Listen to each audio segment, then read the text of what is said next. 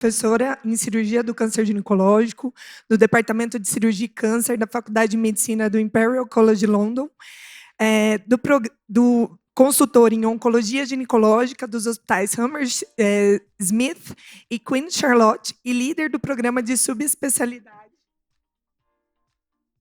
em oncologia ginecológica e presidente da reunião da equipe multidisciplinar no Centro de Câncer Ginecológico do Oeste de Londres. Vice-diretora do Centro de Pesquisa em Câncer de Ovário, da Ovarian Cancer Action, e diretora clínica da Saúde da Mulher do Hospital King Edward VII, em Londres. Thank you so much again. Thank you.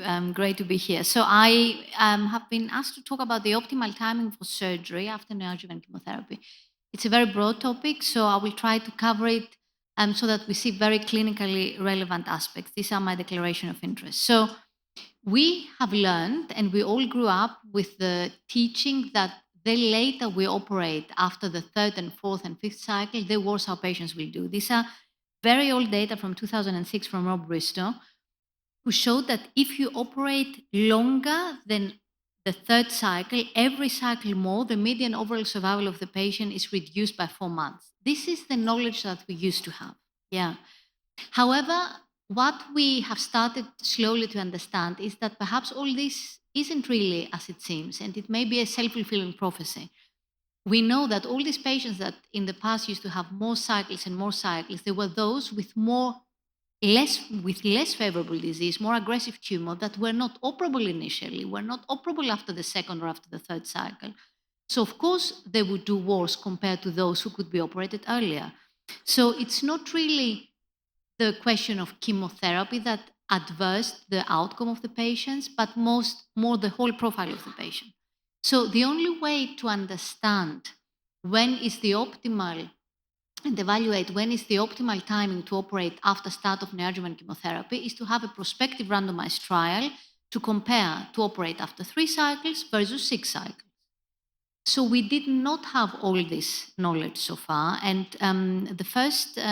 one of the first studies worldwide that started to address this was the Chrono study. It's a French study from the French Gyneco, who it was a prospective randomized study of 210 patients where they randomized to operate patients after 3 or after 6 cycles. I hope that we will have the results in ASCO in 2026, where in a completely unbiased way, we will know whether it really is as we used to believe that a higher number of cycles causes an adverse event for these patients. However, in Rome, in ESCO, last year, this year. Sorry, I'm a bit jet lagged from 1 hour flight. So the Italian group showed a similar trial and reported the results where they actually did something similar. They took patients with a stage 3C and 4 ovarian cancer and they randomized them to operate after 3 versus 6 cycles. The primary endpoint here was not overall survival like it is in the Chrono study, but was complete resection. And what actually they saw was that in a population of 210 patients, there was absolutely no difference in survival. There was a bit higher complete resection rate, as one would expect, but this was not translated in neither OS nor PFS. So we start to understand that it's not really possibly the number of cycles that cause, as we used to think in the past, a chemo resistance that causes less favorable tumor profiles. It's not really like that. It's probably just the inherited biology of the disease that is dictating the survival. And I mean, we saw that also in the TRUST study. In the TRUST study, we saw that the overall survival benefit that we expected would be there wasn't there. So the timing is probably not as important as we, or at least I, used to think in the past. You see here the univariate and multivariate analysis. What really mattered was whether the patient was operated tumor-free, whether she had a good performance status, whether she was BRCA mutant, so all the well-established factors that we all knew. So let's have a look a bit around what has been published so far in general, so that we see a bit how the scene is. This is a study published last year, 3 to 4 versus 6 cycles of neoadjuvant chemotherapy in 220 patients. Again, no difference in OS or PFS. This was a retrospective study, still a signal that there is no difference. The Italian group from Gemelli, from Giovanni Scambia, same increasing number of cycles, does not appear to worsen survival. And if we look into the American space, we have here the MSK results, where actually they saw, like the Bristol data, that the more cycles you give, the worse survival you have. However, retrospective data, part of selection bias, we really need to be careful how to determine and to interpret those results. There was a very nice meta-analysis from the Asian colleagues that was published a couple of years ago, 22 studies comprising of more than 7,000 patients. What they saw is inconclusive data, not really one way or the other. Their conclusion was there is not enough evidence to really determine when is the optimal time point. And definitely there is no real evidence that the later you operate them, the worse these patients will do. So this is what is all around. What do the guidelines recommend? What do the guidelines say?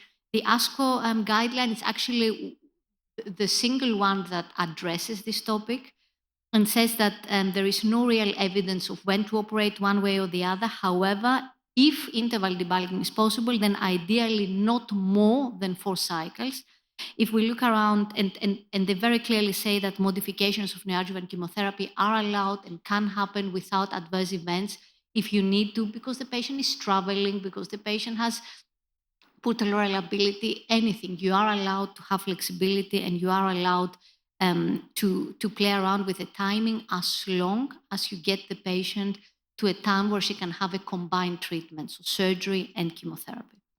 Our guidelines in ESCO, and also we just actually published them last year, we haven't addressed this issue, but I'm sure we will address it in the future when we have the update after the new trials. So let's have a look a bit about clinical scenario. When do we need to operate? I have here put you 1, 2, 3, 4, 5 scenario. When do we need to give neoadjuvant chemotherapy so that we really see when do we need to operate those patients? Let's start with the first 2 categories. We have a fragile patient, poor performance status, comorbidities, or you have an acute event like a PE, a thromboembolic event, something where you can't operate. So patients that cannot and should not be operated up front. We know that those patients, we break them if we operate them too soon, or if we do a very radical surgery. These are very older data from the German AGO, from Felix Hilpert, who has shown that if you operate up front, patients who are older than 75, with more than 2 comorbidities, they have a massive mortality rate of almost 30%, 3 months mortality rate of 30% if you operate them up front.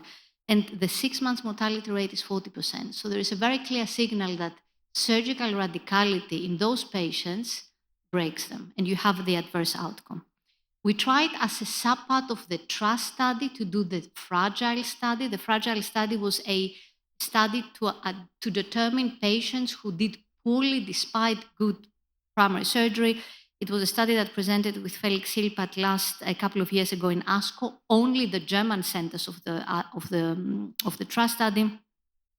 And what actually this study showed was that patients who were older, poor performance status, and had bowel obstruction symptoms, they did worse. Worse meaning they relapsed or died in the first 10 months after surgery.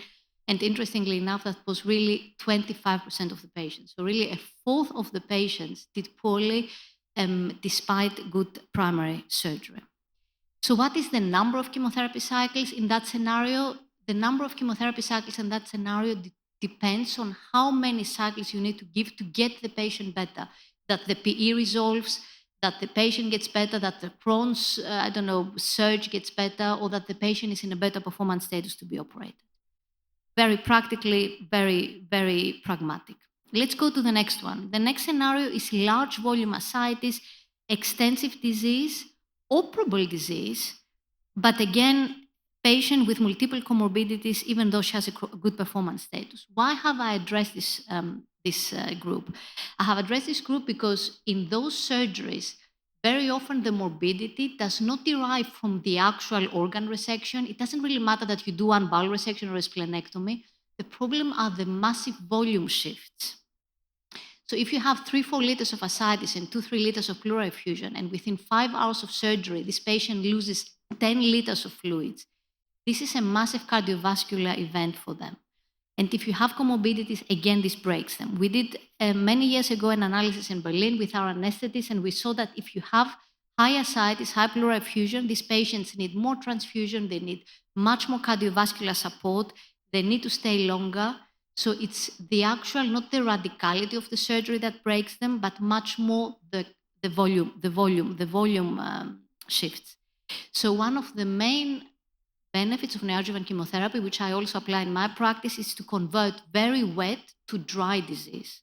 And this is one of the main indications, at least that I believe for those patients. It's safer to operate them when they are drier, when they won't lose so much fluid during the operation, during a short time period, especially when they have comorbidities. So when to operate in this scenario? When the ascites is dry.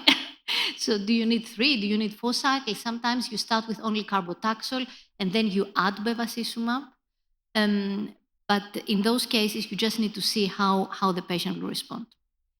Then we have the 4th scenario, extensive disease, where even in the best setting, the patient is not operable. It doesn't matter how fit she is, it's just too extensive to be operated. And also patients who just have never had the chance to be operated up front. So the question is, many people question and say, God, she has such terrible disease. Do we really need to go into that effort? Doesn't matter when. So it seems that yes, they do. So before we go there, let's have a look at the true response rates of neoadjuvant chemotherapy for our patients. This is the ICON-8 study, a UK study, which you all know. It was a 3-arm study of weekly versus 3-weekly chemotherapy.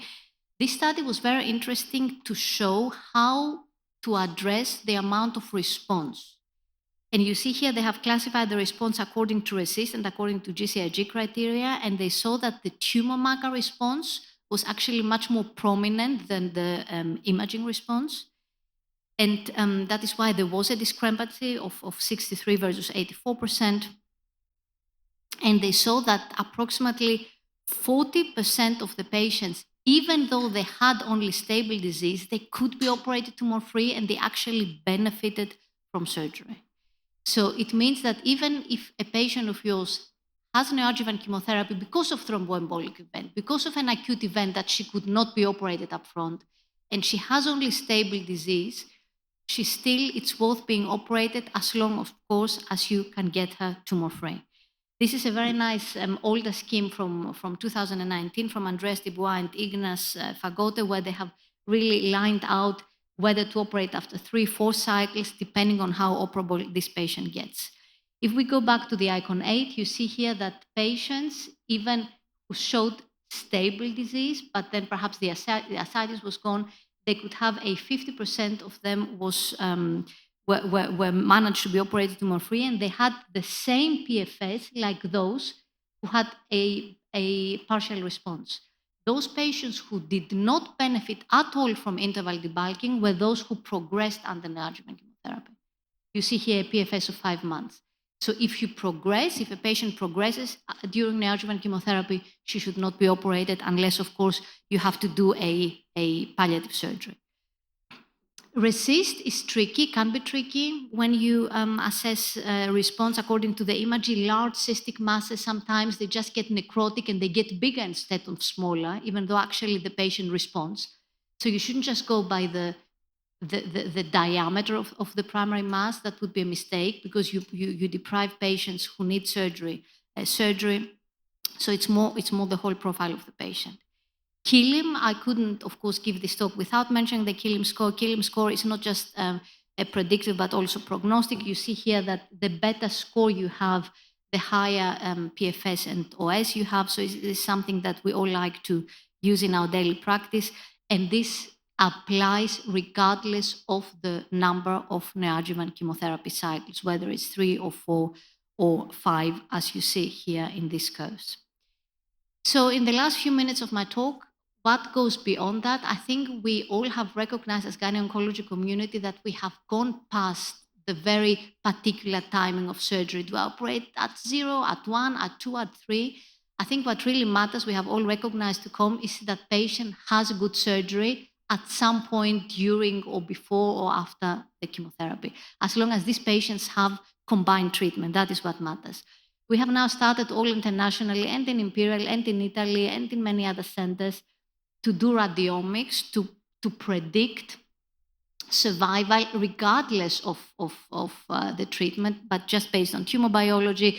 We are doing an imperial profiling of the various tumors in the abdomen and genomics and metabolomics in order to try to determine an algorithm, a signature, how these patients will do.